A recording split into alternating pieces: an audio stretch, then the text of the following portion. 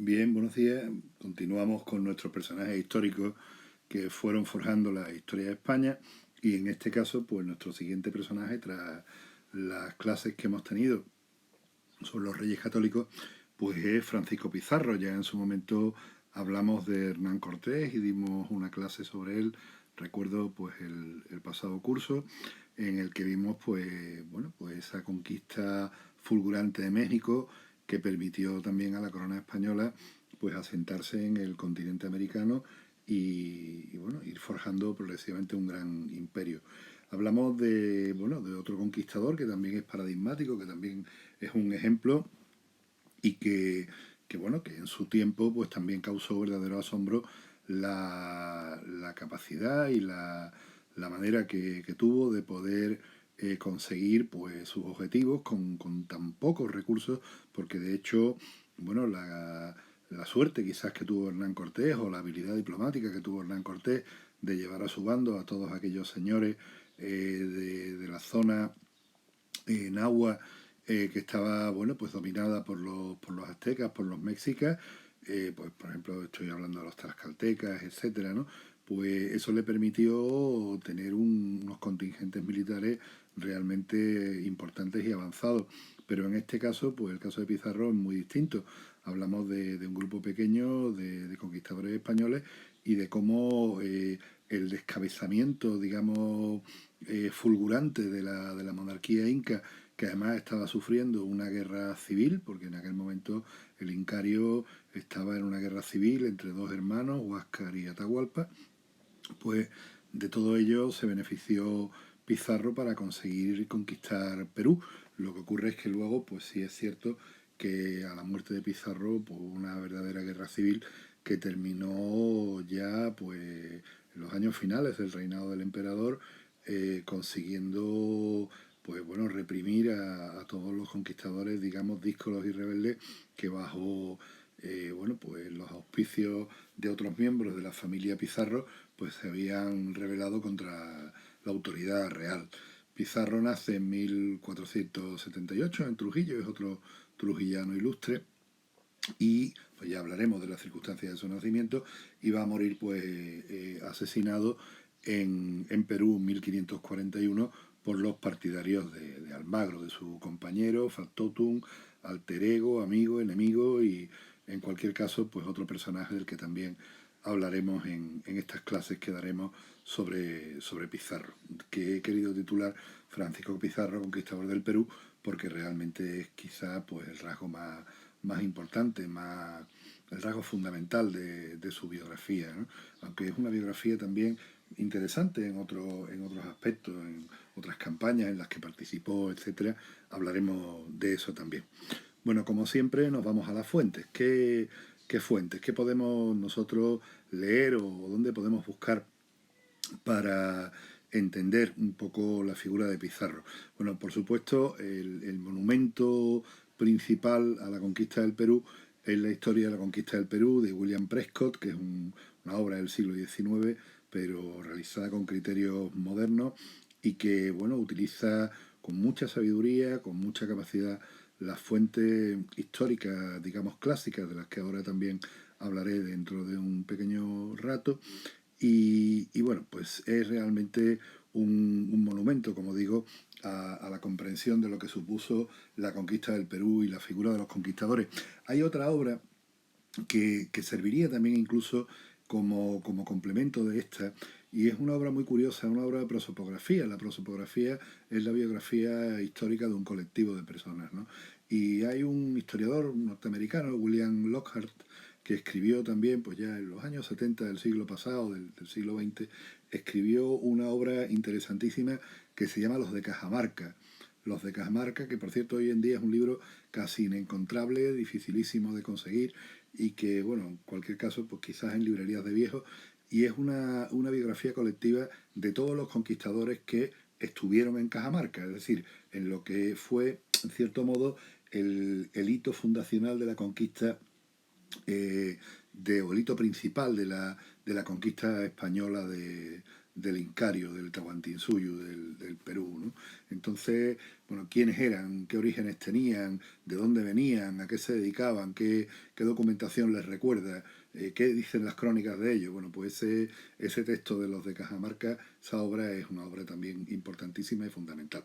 Aquí a la derecha tenemos otro texto que también lo veo muy, muy importante, muy interesante. Esteban Miracaballos, que es un historiador pues contemporáneo, ha publicado en Crítica hace muy poco tiempo esta nueva visión de la conquista del Perú. Francisco Pizarro, una biografía del conquistador y también una biografía de la conquista.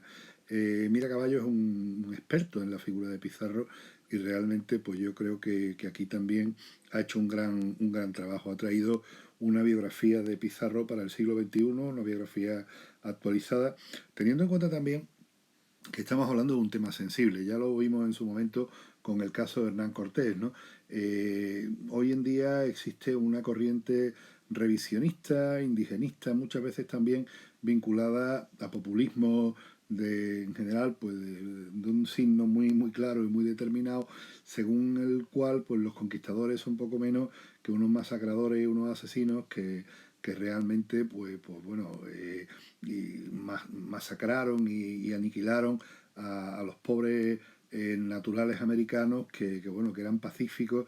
Bueno, eso es una lectura que no resiste dos miradas, pero también es cierto que bueno, hay en cualquier caso hoy en día en países, pues por ejemplo, como Perú o como México, pues una reticencia bastante importante a admitir o a asumir ese pasado histórico colonial español, que en realidad les ha construido tal y como son, y que hoy en día pues podríamos decir bueno, que los peruanos, los mexicanos, los americanos, hispanoamericanos actuales, pues son al fin y al cabo pues el fruto de un mestizaje, ¿no? Y ese mestizaje se llevó a cabo pues gracias a una conquista y posteriormente a una culturación, ¿no? Es decir, a la asunción de unos modelos culturales europeos que venían de la mano de los españoles, una lengua, una religión, etcétera, ¿no? Entonces, ese es un tema en el que hoy en día pues hay un debate muy profundo, muy, muy denso y que realmente, pues bueno, yo creo que también en un futuro sería interesante que habláramos de ello, quizás en otro contexto.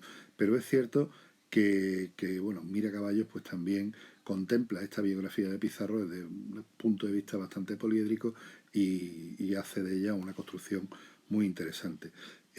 Hay otros manuales, otras obras, otros textos, ¿no? Ahí tenemos esta obra de Roberto Barletta, de la breve historia de Francisco Pizarro.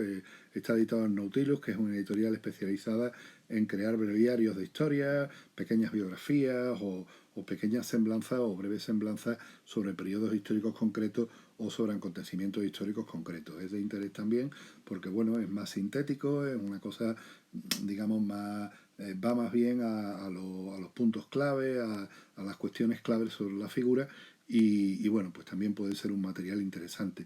La gran biografía, la biografía clásica de Pizarro, la tenemos ahí, la de Bernard Lavallee, que está, por cierto, traducida al castellano, pero lo está en una colección editorial fascicular, de estos que van sacando varios números, ¿no? Cada semana, y que en su momento pues una biblioteca de historia pues sacó esta traducción de la biografía de Pizarro que previamente también había sacado Espasa. De todos modos, la biografía de Lavallee es una biografía muy muy buena, realmente pues podríamos decir también pues quizá el texto más solvente o uno de los textos más solventes que hemos tenido hasta ahora. Lavallee es un hispanista francés que, bueno, pues curiosamente los hispanistas franceses parecen que se preocupan bastante por la figura de los conquistadores españoles. Uno de los grandes biógrafos de otro conquistador español, que es Hernán Cortés, pues precisamente Christian Duverger, que también ha escrito una biografía bastante interesante sobre Cortés y también bastante controvertida, por cierto. Si nos vamos a fuentes, bueno, ahí tenemos al Inca Garcilaso de la Vega, que es un producto del mestizaje, ¿no? Tenemos un hijo de conquistador español casado con una colla inca, con una princesa inca, y que escribe pues los famosos comentarios reales, en los cuales pues él también quiere recordar lo que es el incario previo a la conquista hispana y también pues reivindicar su doble condición, no solo de español, sino también de inca, es decir, él desciende de un linaje real y desciende de los emperadores del Incario, y entonces él, pues lógicamente también desea darle su valor, ¿no?, a esta civilización, a esta cultura que desaparece, bueno, desaparece poco a poco, lentamente, porque precisamente en las zonas del Perú, etcétera, hay bastantes revueltas contra los españoles en años sucesivos a la conquista, hasta que finalmente pues se consigue por fin pacificar el territorio. Aquí tenemos, por tanto, una fuente de mucho interés. Otras dos fuentes de gran interés, bueno, pues por supuesto la crónica de Cieza de León, que es, pues digamos, la crónica clásica. Esto es el equivalente pues a la obra de Bernal Díaz del Castillo para la conquista de México, ¿no? El descubrimiento y conquista del Perú, que es realmente una obra además no solo muy interesante, sino una obra monumental en la que Cieza de León da muchísimos detalles, nombra muchísimos conquistadores, habla de todo, de lo que es el descubrimiento de la conquista y también las guerras civiles del Perú. Es decir, eh, ahí estaríamos hablando de una crónica fundamental para entender precisamente la figura de Pizarro y lo que fue el gran episodio, ¿no?, de la conquista, como digo, del Incario. Y luego a la derecha tenemos también otra obra muy interesante. Esta es bueno, una obra de Rolena Adorno, que es una historiadora sudamericana, que se ha convertido en especialista en la figura de Guamán Poma. Guamán Poma de Ayala pues era también un mestizo que pertenecía casi podríamos decir, a dos mundos. En realidad él era más inca que español, es un inca cristianizado, que escribe para el rey Felipe III también una crónica de la conquista del Perú, la nueva crónica y buen gobierno. Y bueno, pues es muy interesante porque cuenta lo que era el Incario también antes de la conquista y lo que fue durante y después de la conquista. Incluso además, pues Guamán Poma parece que de su mano hace una serie de dibujos curiosísimos en los cuales muestra de una forma pues muy simpática, de una forma un poco naif, podríamos decir, pues lo que son los atuendos, los acontecimientos, los sucesos, los personajes, ¿no?, de la conquista. Entonces esta obra de Guamán Poma se conserva hoy en día en la Biblioteca Real de Copenhague y de hecho está incluso digitalizada en internet, con lo cual podrían buscarla si quieren, porque la pueden encontrar. Además está transcrita precisamente por Rolena Adorno, que es la que se ha encargado de mantener esa página web. Aquí tenemos la portada, el primer Nueva Crónica y Buen Gobierno, compuesto por don Felipe Guamán Poma de Ayala, una obra que como digo, pues dedica al rey Felipe III. Y es una crónica que nunca se llegó a editar ya hasta el siglo XX, que se descubrió el manuscrito. Parece ser que había podido pertenecer a la biblioteca del Conde Duque de Olivares en su momento, y pues como digo, se edita ya en el siglo XX, y es bueno, un verdadero bombazo para los estudios, no solo americanos, sino también etnográficos, porque bueno, en sus dibujos, que son, como ven, pues también muy modesto, o muy ingenuo, pues también refleja una realidad muy interesante, ¿no?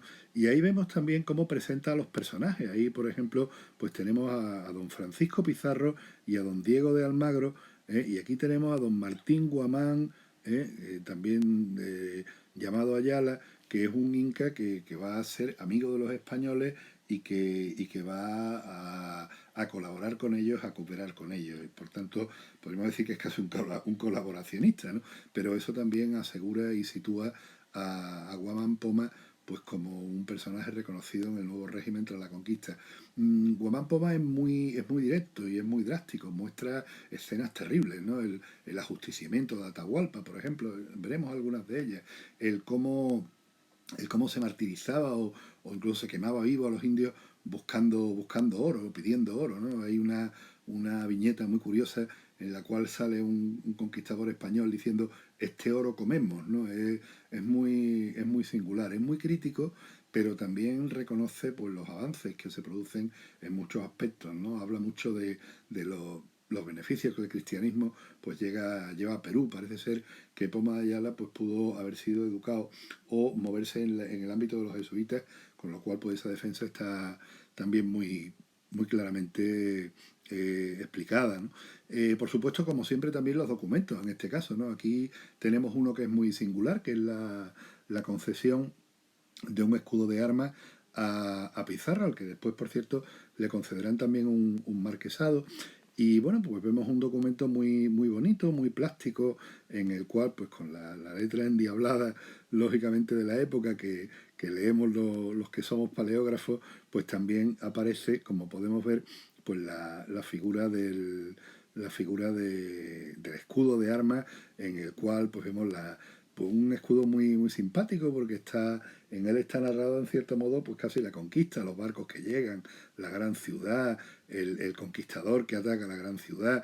Arriba tenemos el escudo del emperador, ¿no? Con las dos columnas del plus ultra, con el águila imperial, y luego pues el lema rodeado también por unas llamas o unas vicuñas, ¿no? Es muy, muy singular, es un elemento muy, muy curioso, como digo.